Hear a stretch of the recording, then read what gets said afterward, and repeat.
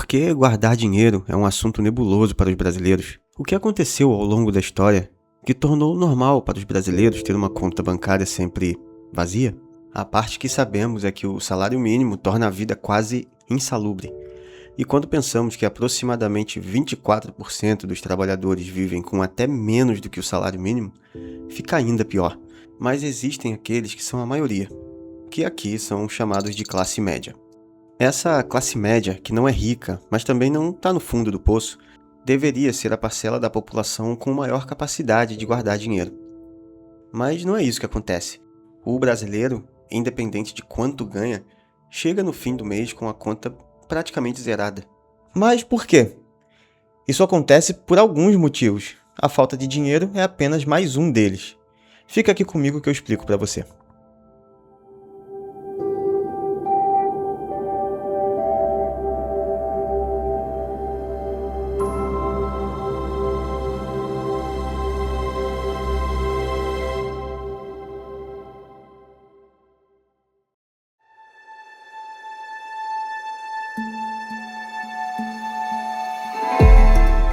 Para entender por que o brasileiro não poupa dinheiro, a gente precisa voltar no tempo.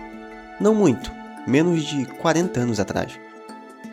Imagina o seguinte: você trabalhou o mês inteiro, guardou uma parte do seu salário e foi dormir sabendo que aquele dinheiro estava lá, seguro.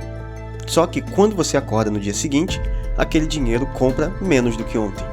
E no dia seguinte, menos ainda. E assim por diante, todo santo dia. E isso não é exagero. Isso foi a realidade do Brasil durante boa parte das décadas de 70, 80 e início dos anos 90. O país viveu um período de hiperinflação que chegou a mais de 80% ao mês em 1990. 80% ao mês. Isso significa que o produto que custava R$100 no início do mês custava 180 no final. Nesse cenário, guardar dinheiro era burrice. A estratégia de sobrevivência era gastar o quanto antes. Comprar geladeira, comprar mantimento, comprar qualquer coisa física que não perdesse valor. O dinheiro em si virou um produto perecível, e o brasileiro aprendeu isso na prática, no corpo e na conta bancária. Mas aí veio o golpe que muita gente ainda não esqueceu. Em março de 1990, o presidente Fernando Collor anunciou um plano econômico que, da noite para o dia, confiscou as poupanças dos brasileiros.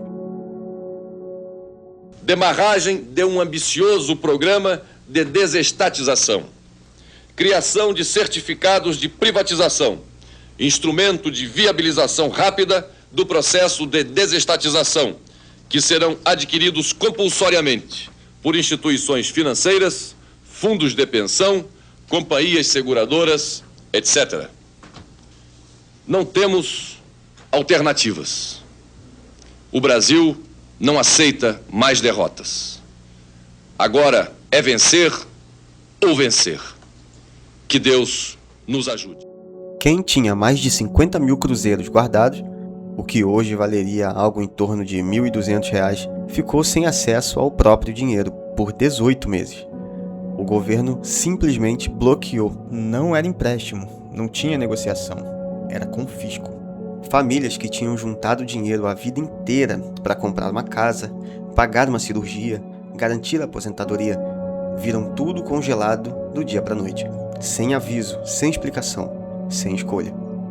O que esse período deixou não foi só uma crise econômica, deixou uma cicatriz cultural. Uma desconfiança profunda em relação a guardar dinheiro, em relação ao sistema financeiro, em relação ao próprio governo. E essa cicatriz passou de geração em geração, às vezes de forma explícita, às vezes sem nem perceber. Quando o seu pai fala que não gosta de deixar dinheiro parado no banco, provavelmente não é falta de educação financeira. É memória, um trauma, uma lição que o Brasil ensinou para ele de um jeito muito cruel.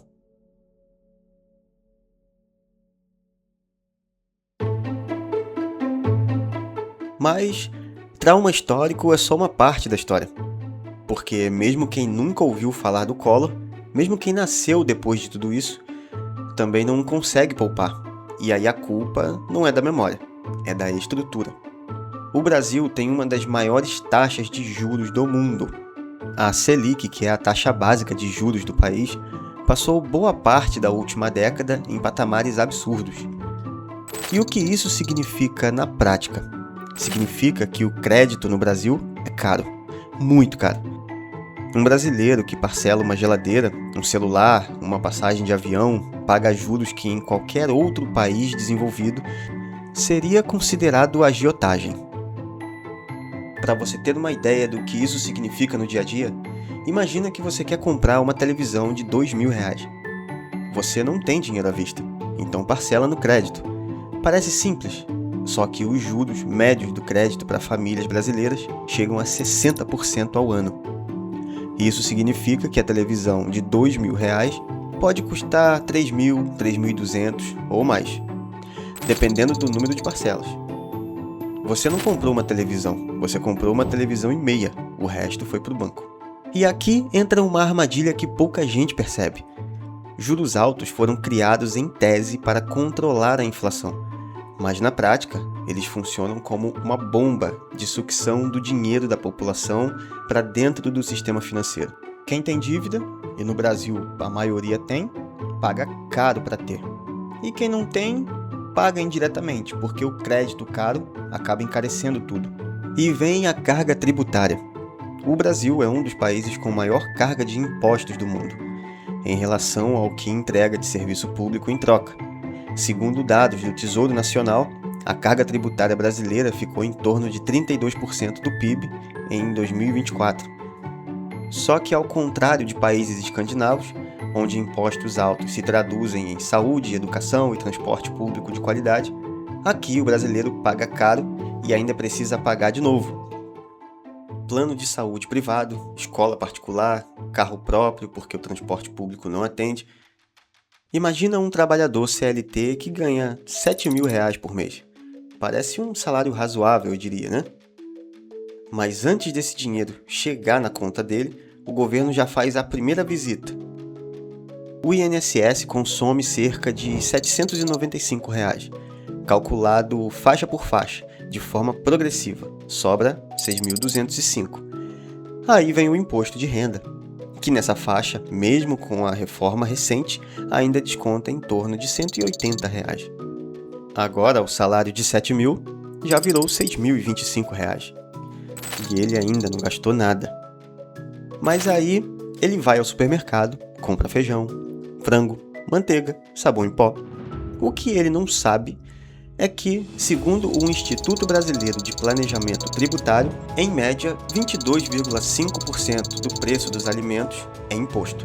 A manteiga que ele pega na prateleira tem 36% de imposto embutido. O sabão em pó, 40%. E se ele resolver comprar uma roupa, uma calça, um par de tênis, a carga tributária acumulada na cadeia de produção de vestuário e calçados chega a 92% sobre os fatores de produção. Quase metade do preço que ele paga vai direto para o governo. Silenciosamente, sem aparecer no boleto, sem aparecer na nota fiscal. O imposto é invisível. Bom, na verdade, agora no final das notas fiscais, eles até colocam aqui o valor de quanto você pagou aproximado, mas não que isso adiante alguma coisa, né? Aplicando os percentuais reais de impostos sobre consumo de uma família típica, alimentação, higiene, roupas, combustível, estamos falando de mais de R$1.300 por mês que evaporam em tributos indiretos. Some tudo. 975 de INSS e imposto de renda, mais 1.300 em impostos de consumo, são R$2.275. Esse salário de R$7.000 nunca foi R$7.000. Na prática, esse trabalhador recebe pouco mais de R$4.700. E esse é o salário real dele. E ainda não acabou. Se tiver carro, vai pagar IPVA todo ano. E se tiver imóvel, paga IPTU. O Estado te cobra na entrada o salário, no meio o consumo e no final pelo patrimônio. Ou seja, o salário entra, o imposto é cobrado na fonte e o que sobra precisa cobrir o que o Estado deveria oferecer, mas não oferece. A conta para poupar não fecha porque ela já começa errada.